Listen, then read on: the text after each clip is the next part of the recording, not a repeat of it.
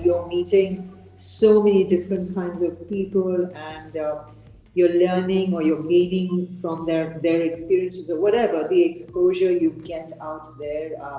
At some point, and you're this artist who's painting this ginormous piece, and at some point it's humbling, isn't it? I've got a chance to do Yeah. something so amazing, and Yeah, it's let's very not humbling, mess it up. Yeah, yeah. extremely rewarding in ways that I actually was a studio painter and I want to be a very introverted studio painter. This is how I imagine my life to be until I sort of got out and started doing small stuff on the street. And I didn't realize what I was capable of. I didn't realize that I was capable of learning again.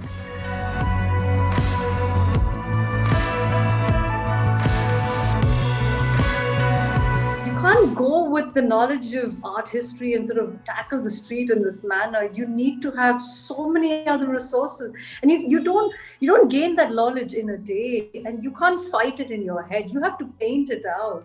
Wow. So it's literally like if you've not done enough, you don't know what to do, because else you'll just be repeating yourself. And it's the streets, it's such a crazy space because you can say so many things, you can do so many things, and anything goes.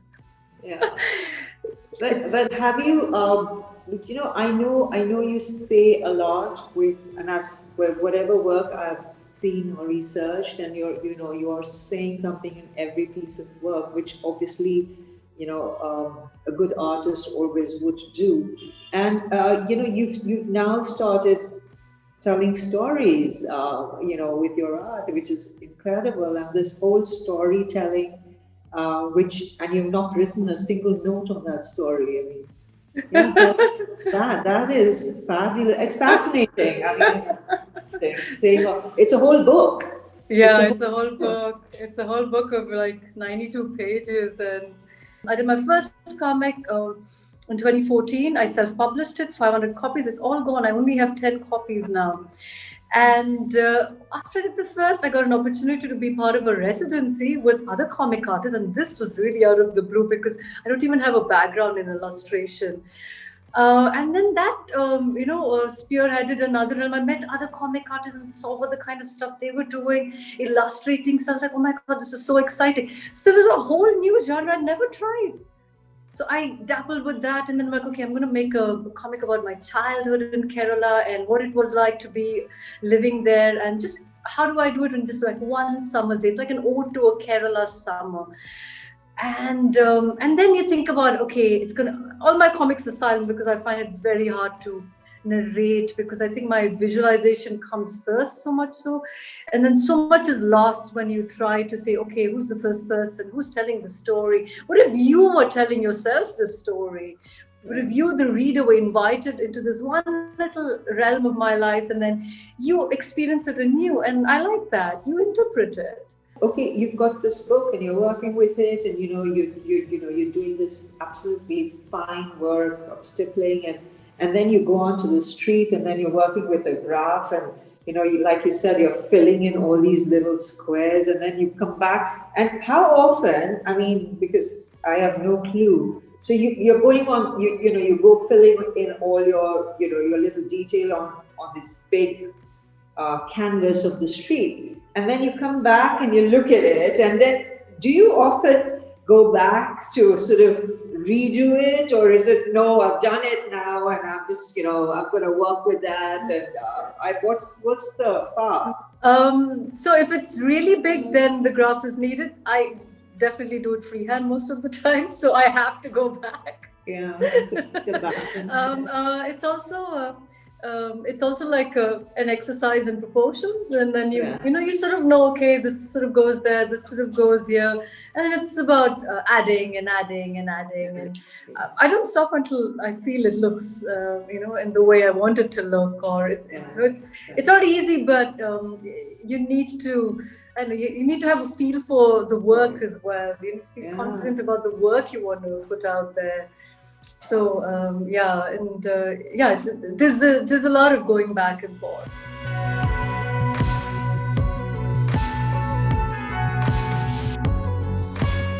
guess so as you grow older, you are less worried. I feel I'm less worried about what's external. And then sort of everything you do is channelized. So even if it's that small little something that comes within my way, it feels like it has that little purpose, Yeah, so I'm able to do that now. If I was younger, I wouldn't even look at that lake. It just feels like I'm at a point in my life where I can sit and mull and make a really deep, melancholy comic of this. So it's really a melancholy comic. I mean, Yeah. you're sort of attacking That's the books. conundrum right there, right? No, yeah, but just also, I think I've done the nice sort of simplistic comic. I've done the one which is about my childhood, and now I'm really good with colors, and it's just this comic just brings all of that together, just trying out different sort of colors coming in. It's about that early morning light and how you feel. It's all about your emotions while you witness this play. So a lot of it is about just transcending what and where you are. I don't know. I feel like a lot of making art is not about just reflection of something ordinary, but to exaggerate it a lot more so that you feel, I don't know, ceremonious or something. It's about going to a temple. No, but it is a feeling. It's a larger feeling for an artist. I mean, if you're going to put something out there, it's this huge feeling and this emotion which you are working on or painting about, or it's your art. I mean, obviously, it is big.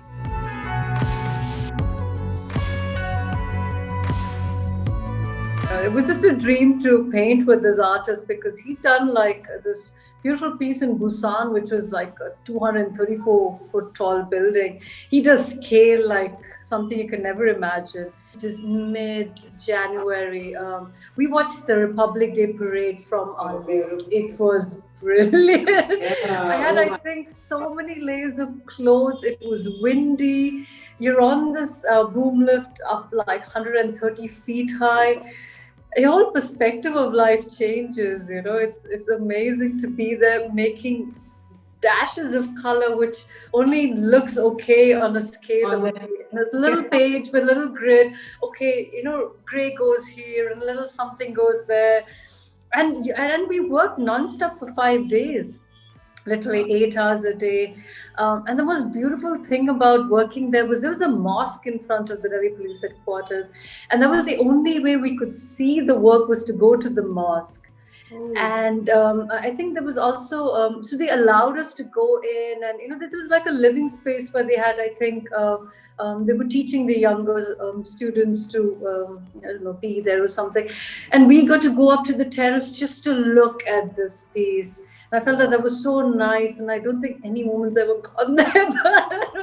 And we would go with all these paint clothes, and then you walk into Delhi Police headquarters completely painted, and they're all looking at you and saying, "Dekho, dekho, itna acha kaam karte hai log."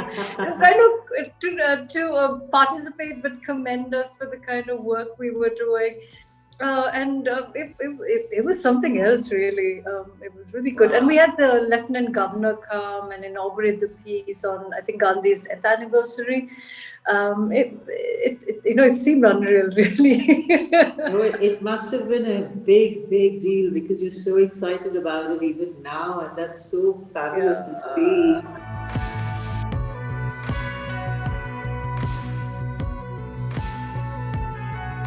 I painted this piece in Bombay, Mahim, is this girl hanging upside down. There was this gentleman who came up to me, and he's like, this reminds me of my childhood. And when I was a kid, I used to hang upside down from a branch. Thank you so much for doing this. And he bought me a box of chocolates, and he's like, this is all I can give you. And I was so touched. And every kid that went by, every boy thought it was a painting of a boy. Every girl thought it was a painting of a girl. Everybody wanted to own it. There's these moments where you feel this transcends a lot of things. And, it's when people connect to what you're doing, or to the kind of image you've represented, or to the feeling, or, you just have that 2 seconds and like, oh, you smile, you laugh, oh, you smirk. because it's the streets. No one's going to stand and, like ponder over it for like 5 hours. You've got that 2 seconds of split attention, and what do you want to show? And it somehow worked really well, and that was so it was so humbling. And then you're like, wow, this just feels right, this to do this here. And I remember a reporter came down from the local magazine. He's like, what are you trying to show? I'm like, what do you think I'm trying to show? He's like, strength. I'm like, yes, it's all about strength. And it's great when you get it, and you don't have to explain it as well. Definitely trying to push people's visual knowledge as well.